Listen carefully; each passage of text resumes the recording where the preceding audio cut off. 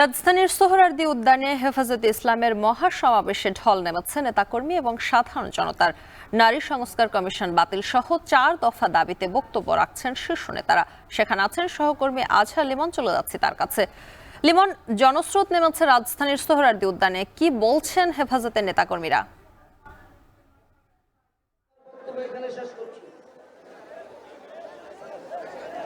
সংগ্রামী তাওহীদি জনতা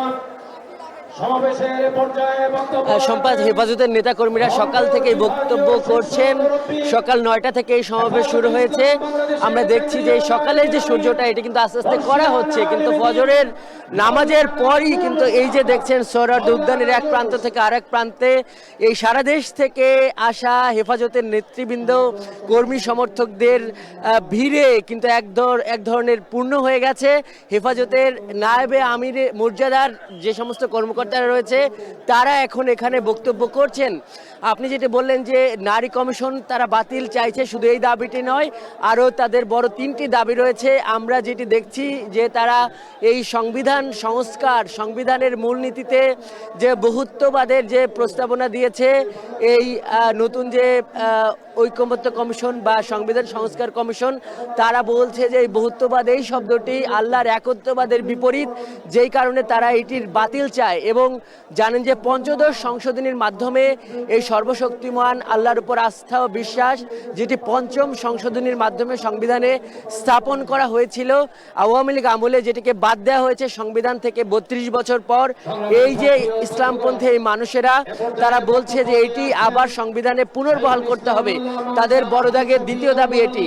আর যে দুটি দাবি রয়েছে, তারা বলছে যে সারা দেশে হেফাজত নেতৃবৃন্দের বিরুদ্ধে যত মামলা রয়েছে সেই মামলাগুলো প্রত্যাহারের তারা দাবি করছে। তারা বলছে যে বিভিন্ন রাজনৈতিক দলের মামলা কিন্তু প্রত্যাহার হচ্ছে, বিশেষ করে বিএনপির প্রায় 6,000-এর বেশি মামলা প্রত্যাহারের জন্য এই গেল মার্চে সরকার সুপারিশ করেছে।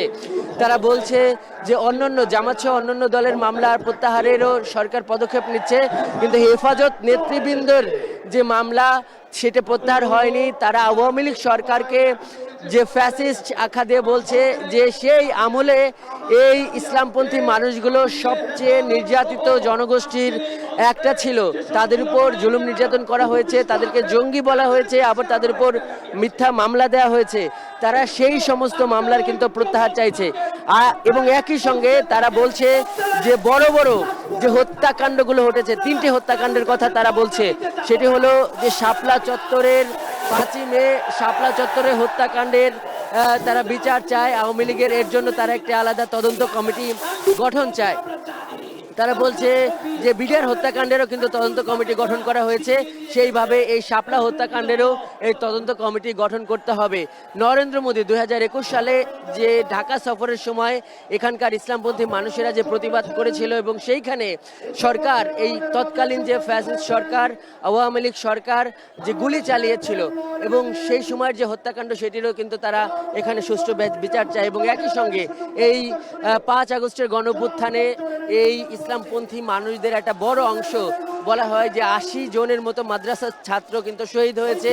তারা এই 5 আগস্টের যে হত্যাকাণ্ড, এই জুলাই আগস্ট যে গণঅভ্যুত্থান, এখানে যে গণহত্যা চলেছে সেই গণহত্যার কিন্তু দ্রুত বিচার চায়। তাদের ভাষায় তারা বলছে এই গণহত্যার সঙ্গে যারা জড়িত তাদেরকে অতি দ্রুত বিচার করে তাদেরকে ফাঁসিতে ঝোলাতে হবে। তারা কিন্তু এই ধরনের দাবি করছে। এইগুলো তো গেল তাদের দাবি দেওয়ার একটা দিক। এর বাইরে কিন্তু আরও অনেকগুলো দিক কিন্তু এখানে কিন্তু আলোচিত হচ্ছে শম্পা। সেটি হলো যে সামনে যেহেতু নির্বাচন এবং সেই সঙ্গে ইসলামপন্থী যে দলগুলো, ধর্মভিত্তিক যে দলগুলো রাজনীতির মাঠে রয়েছে, ধর্মভিত্তিক যে প্ল্যাটফর্মগুলো তারা যে রাজনীতির মাঠে রয়েছে, তাদের নিয়ে কিন্তু একটা জোটের গুঞ্জন চলছে। এবং হেফাজতে ইসলাম, এই হেফাজতে ইসলাম এটি একটা এক ধরনের বলা হয় যে এক ধরনের মোর্চা, কিন্তু এইখানকার যারা শীর্ষ নেতৃবৃন্দ তারা কিন্তু ইসলামপন্থী বিভিন্ন রাজনৈতিক দলের নেতৃবৃন্দ, যেই কারণে ইসলামী দলগুলোর মধ্যে যেই মোর্চা গঠনের যে চিন্তা চলছে বা যে আলোচনা বা যে গুঞ্জন চাউড়াচ্ছে রাজনীতির মাঠে, মনে করা হচ্ছে এই সমাবেশের মাধ্যমে ইসলামপন্থীদের কিন্তু একটা শক্তিমত্তা জানান দেবার একটা উপলক্ষ হিসেবেও কিন্তু এখানে দেখা হচ্ছে, এটিকে কিন্তু একটা শোডাউন হিসেবেও দেখা হচ্ছে। এবং আমরা দেখছি যে সারা দেশ থেকে নেতৃবৃন্দ আসছেন এবং এর জন্য কিন্তু তাদের একটা বড় প্রস্তুতি ছিল। যদি বলি যে 70 একরের যে সোহরাওয়ার্দী উদ্যান, সেই সোহরাওয়ার্দী উদ্যানের এই ইঞ্জিনিয়ারিং ইনস্টিটিউট থেকে এই রমনা কালী মন্দির, এখান থেকে এই মেট্রো রেল গেট কিংবা এই যে টিএসসি, এই পুরো এলাকায় কিন্তু এখন তিল ধারণের ঠাঁই নেই। যে পাখির চোখে দর্শক, সেটি কিন্তু এখন আপনারা কিন্তু দেখতে পাচ্ছেন। এবং আমরাও কিন্তু এটি দেখছি যে যে নেতৃবৃন্দরা কিন্তু এখানে বক্তব্য করছে। কিছুক্ষণের মধ্যেই হয়তো এইখানকার যিনি আমির, এইখানকার যিনি আমির, তিনি কিন্তু এখানে বক্তব্য করবেন এবং পুরো এই ঢাকা বিশ্ববিদ্যালয় এলাকা এবং এই সোহরাওয়ার্দী উদ্যান এলাকা, এই পুরো এলাকায় কিন্তু এই হেফাজতের নেতৃবৃন্দের এই পদচারণায় মুখর হয়ে আছে। তারা যেটি আমরা জানতে পেরেছি যে নারী সংস্কার কমিশনের ব্যাপারে তারা বলছে যে এই নারী সংস্কার কমিশনের ব্যাপারে তারা বলছে যে তারা এই সরকারের সমর্থক। তাদের ভাষায় যে এই সরকার তাদের রক্তের ওপর রক্ত মারিয়ে এই সরকার ক্ষমতা গ্রহণ করেছে। তারা বলছে তারা সংস্কার চায় রাষ্ট্রের ভালো উদ্দেশ্যে, কিন্তু যেটি ধর্মীয় বিশ্বাসের সাথে সঙ্গতিপূর্ণ নয়, এরকম যে বিষয়গুলো নারী সংস্কার কমিশন উপস্থাপন করেছে, এটি আলাদা একটা বিতর্ক তৈরি করার প্রয়াস। তারা এই জন্য এই সংস্কার কমিশন এবং এই প্রস্তাবগুলো বাতিল চাইছে এবং এটি যে কোনো মূল্যে তারা প্রতিহত করবে এই ঘোষণাও দিচ্ছে। আরেক প্রান্তে আছে আমাদের সহকর্মী গালিব ইমরে রিয়াজ। গালিবের কাছে চলে যায়। গালিব, আপনার ওইখানে এই সমাবেশটাকে এখন মানে কি অবস্থায় দেখছেন, ওইখানে কি কি দেখছেন জানাবেন।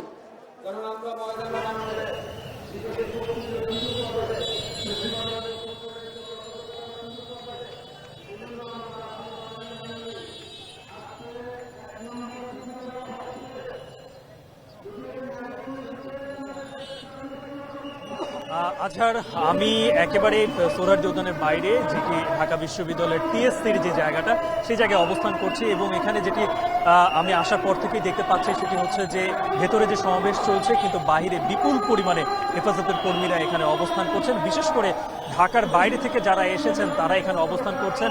এবং এই জায়গাটিতে পুরো রাস্তা জুড়েই যারা অনেকেই রয়েছেন যারা এই কর্মীদেরকে বিনা পয়সায় তাদের খাবার বিতরণ করছেন। তো যারা ভেতরে ক্লান্ত হয়ে যাচ্ছেন তারাই আসলে বাইরে অবস্থান করছেন এবং বাইরে বের হয়ে আসছেন। এবং তাদের যে দাবি, চারটি যে দাবি মূলত আজকে এই হেফাজতে ইসলামের এই সমাবেশের, এবং সবথেকে বড় কথা 5 আগস্টের পরে হেফাজতে ইসলামের এককভাবে সবথেকে বড় এই সমাবেশ, আজকের এই সমাবেশ, এবং যেখানে তারা 4টি দাবি উত্থাপন করেছে। এই 4 দাবির মধ্যে একটি দাবি সবথেকে যেটিকে তারা প্রধান দাবি হিসেবে উল্লেখ করছে, এবং আমি এখন পর্যন্ত যাদের সাথে কথা বলেছি এখানে আসার পর, তারা প্রত্যেকেই এই দাবিটি নিয়েই সবার আগে কথা বলছে। সেটি হচ্ছে নারী বিষয়ক সংস্কার কমিশন যেই সুপারিশগুলো গত এপ্রিলে প্রধান উপদেষ্টা বরাবর দিয়েছে, সেখানকার কয়েকটি সুপারিশকে তারা পুরোপুরি কোরআন সুন্নাহর বিরুদ্ধে গিয়েছে বলে তারা দাবি করছেন। এবং সেই দাবিগুলো এবং সেই সুপারিশগুলোকে অবিলম্বে বাতিল করতে হবে। শুধু সেই সুপারিশগুলো বাতিল করলে চলবে না, যে নারী বিষয়ক সংস্কার কমিশন গঠন করা হয়েছে সেই সংস্কার কমিশনকেও বাতিল করতে হবে। এবং পরবর্তীতে এমন একটি নারী বিষয়ক সংস্কার কমিশন গঠন করতে হবে যেখানে ইসলাম এবং সুন্নাহকে যারা উত্থাপন করতে পারে, উপস্থাপন করতে পারে, এরকম বিষয়, এরকম ব্যক্তি, এরকম নারীদেরকে যেন সেই সংস্কার কমিশনে নিয়ে আসা হয়।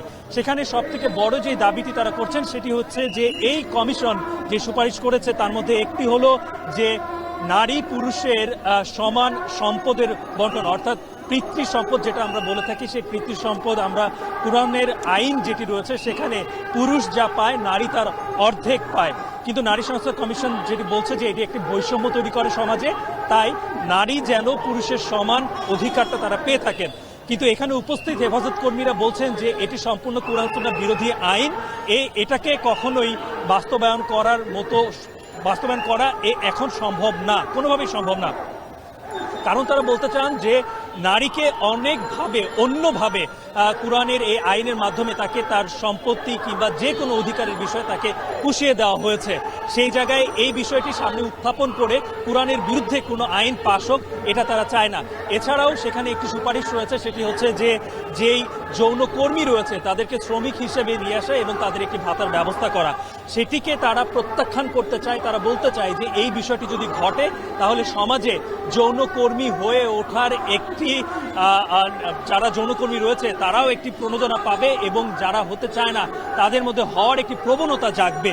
তো যেহেতু সমাজে এটি শ্রমিক হিসেবে তারা আখ্যা পাবেন, তাই এই মুসলিম সমাজে এটি সম্পূর্ণভাবেই কুরআন সুন্নাহর বিপক্ষে যায় এবং সমাজকে নষ্ট করবে, যে কারণে এই সুপারিশটিকেও তারা প্রত্যাখ্যান করেছে।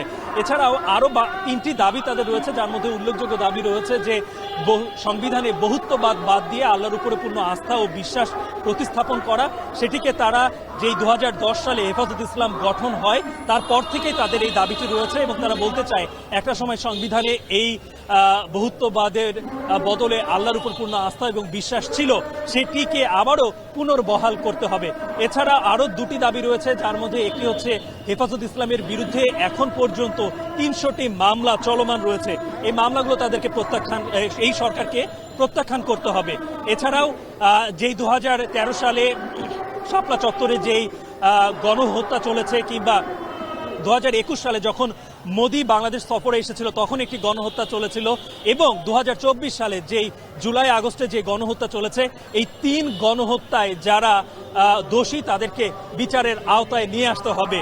এছাড়াও তাদের সর্বশেষ যে 4 নম্বর দাবি তারা উত্থাপন করেছেন সেটি হচ্ছে যে ফিলিস্তিনে যেই ইসরায়েলি আগ্রাসন যেটি চলছে সেই আগ্রাসন বন্ধ করতে হবে, আমেরিকার যে প্রত্যক্ষ মদদ সেটি বন্ধ করতে হবে, এবং একই সাথে এই জায়গায় যে ভারত সম্প্রতি ওয়াকফ আইন পাশ করেছে, এই ওয়াকফ আইনের বিপক্ষে তারা, কারণ এর মাধ্যমে যে সম্পদ যারা আল্লাহর পথে দান করেন সেই সম্পদের পুরোপুরি মোদি কিংবা ভারতীয় যে সরকার তাদের হস্তক্ষেপে চলে যাবে, সেটি তারা কখনোই চায় না। তো এই মূলত 4টি বড় দাবিতে তারা আজকে এই সোহরাওয়ার্দী উদ্যানে সমাবেশ করছে এবং সরকারকে তারা একটি আলটিমেটাম বেঁধে দিতে চায় যে যার এর মধ্যেই এই দাবিগুলো যেন তাদের মেনে নেওয়া হয়।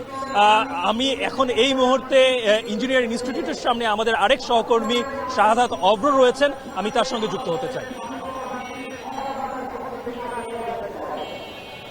আপনি বলছিলেন যে যে 4টি দাবিতে হেফাজত ইসলাম বাংলাদেশ এখানে এসেছে, সে 4টি দাবির কথা তার সাথে সাথে আমি যুক্ত করতে চাই। এখানে কিন্তু সকাল থেকেই ঠিক 6টা থেকেই কিন্তু আমি এখানে মানুষ আসার কথা জেনেছি এবং এই মুহূর্তে পুরোপুরি কানায় কানায় পূর্ণ বলা চলে। আমি যদি একটু দেখাতে চাই, এই পাশে কিন্তু হেফাজতে ইসলামের যেই নেতাকর্মী আছে সেই নেতাকর্মীর যেই ভিড় সেটি কিন্তু এখনও আছে ইঞ্জিনিয়ারিং ইনস্টিটিউটের সামনে। এই পুরো জায়গা জুড়ে কিন্তু সকাল থেকেই আমি লক্ষ্য করেছি এখানে ঢাকা শহরের নানা জায়গা থেকে নানা প্রান্ত থেকে কিন্তু হচ্ছে তারা এসে এখানে উপস্থিত হয়েছে সোহরাওয়ার্দী উদ্যানে। তাদের যে আজকে সমাবেশ খুব অল্প সময়ের মধ্যে কিন্তু তাদেরকে জানানো হয়েছিল, এর পরবর্তীতেই কিন্তু তারা 9টা থেকে 1টা পর্যন্ত সমাবেশ করার অনুমতি পান। এরপর থেকেই কিন্তু হচ্ছে তাদের যে প্রস্তুতি সেটি কিন্তু চলতে থাকে। এখানে সকাল থেকেই ঢাকা এবং ঢাকার বাইরে সব জায়গা থেকে কিন্তু হচ্ছে আসতে শুরু করে তাদের নেতাকর্মী সমর্থক। হেফাজতে ইসলামের পক্ষ থেকে কিন্তু জানানো হয়েছিল আগে থেকে এই যে 4 দফা দাবি, সেই 4 দফা দাবির সাথে যারা ঐক্যমত পোষণ করে, একাত্মতা পোষণ করে, তাদের প্রত্যেকে কিন্তু হচ্ছে আসার আহ্বান জানান এবং তারা বলেন সাধারণ জনতা যারা আছে তারাও যেন এই যে এই দাবির সাথে যারা সংহতি প্রকাশ করছেন তাদের প্রত্যেকেই কিন্তু এই যে সোহরাওয়ার্দী উদ্যান আছে সেখানে আসার জন্য অনুরোধ জানিয়েছিলেন। আমরা কিন্তু লক্ষ্য করেছি সাধারণ মানুষের উপস্থিতি যতটা তার থেকেও বেশি কিন্তু হচ্ছে ঢাকার বাইরের মানুষ এসেছে বলা চলে। ঢাকার বাইরে থেকে নানা জায়গা থেকে, শরীয়তপুর থেকে শুরু করে ময়মনসিংহ, আমরা নানা জায়গার মানুষের সাথে কথা বলেছি। তারা বলেছে যে তারা এই যে 4 দফা দাবি, সেই 4 দফা দাবির সাথে একাত্মতা পোষণ করেই মূলত এখানে হাজির হয়েছেন। এখানে যারা নেতাকর্মী আছেন তাদের প্রত্যেকের মধ্যেই কিন্তু আমরা দেখেছি তারা সকাল থেকে উপস্থিত ছিলেন এবং এখনও কিন্তু আমি লক্ষ্য করছি অনেকেই আসছেন। বিশেষ করে ঢাকার বাইরে যারা আছেন তাদের কিন্তু হচ্ছে গাড়ি এক একটি বড় বড় গাড়ি করেও কিন্তু তারা ঢুকেছেন। বিশেষ করে যদি বলতে চাই যে ঢাকার উত্তর প্রান্ত দিয়েও কিন্তু মানুষ ঢুকেছে এবং দক্ষিণ প্রান্ত দিয়ে যেমনি মানুষ উত্তরা হয়ে এসেছে তেমনি কিন্তু বলা চলে গুলিস্তান দিয়েও কিন্তু আমি অনেক মানুষকে ঢুকতে দেখেছি। এই মুহূর্তে ইঞ্জিনিয়ারিং ইনস্টিটিউটের যেই গেট দিয়ে হচ্ছে এখান দিয়ে সোহরাওয়ার্দী উদ্যানে ঢুকার প্রবেশ পথ আছে, সেই প্রবেশ পথে মুখেই কিন্তু আছে আমি। আর এখানে কিন্তু বলা চলে মানুষের জনস্রোত সোহরাওয়ার্দী উদ্যানের দিকে এগিয়ে চলছে, প্রবেশ করছে সোহরাওয়ার্দীর দিকে এবং তার আগেই কিন্তু হচ্ছে এখানে পানি থেকে শুরু করে সব ধরনের সেবায় নিয়োজিত আছে ভলান্টিয়াররা। অনেকেই স্বেচ্ছাসেবী সংগঠন থেকে শুরু করে অনেকেই কিন্তু হচ্ছে এগিয়ে এসেছে। যেহেতু কিছুটা রোদ পড়েছে, বলাই চলে যে এখানে অনেকটাই পানির প্রয়োজন হয়ে উঠেছে। বিশাল সমাবেশ, লাখের অধিক মানুষ হবে আমি যতখানি খালি চোখে দেখে মনে হলো।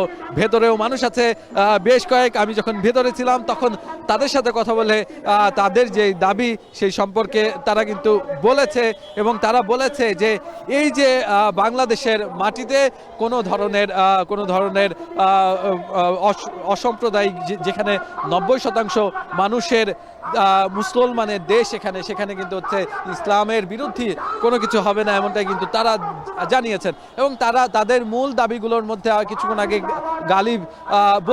সহকর্মী গালিব বলছিলেন যে 4টি দাবি আছে। সেখানে কিন্তু হচ্ছে নারী সংস্কার কমিশন বাতিল এবং তার সাথে সাথে বলা হয়েছে ফিলিস্তিনি মুসলমানদের যেই মানবতা জীবনযাপন সেখানে যে অত্যাচার চলছে, তার সাথে সাথে বাংলাদেশের পার্শ্ববর্তী দেশ ভারতে যে মুসলমানদের উপর নিপীড়ন চলছে সেটির বিরুদ্ধে বাংলাদেশ সরকারকে অবস্থান গ্রহণের কথা জানিয়েছে। তার পাশাপাশি কিন্তু বলা হয়েছে যেই হেফাজতে ইসলামের নেতাকর্মীরা এখনও কারাগারে কারাভোগ করছেন তাদেরকে যেন অবিলম্বে ছেড়ে দেওয়া হয় এবং যেই মিথ্যা মামলাগুলো দেওয়া হয়েছিল সেগুলো যেন খারিজ করে দেওয়া হয়। এই 4 দাবিগুলো নিয়েই কিন্তু তাদের আজকের এখান থেকে এই সমাবেশ। আর এই মুহূর্তে ইঞ্জিনিয়ারিং ইনস্টিটিউটের যেই প্রবেশ দ্বার আছে সোহরাওয়ার্দী উদ্যানে, সেই প্রবেশদ্বার থেকে সর্বশেষ এই ছিল আমার কাছে সর্বশেষ।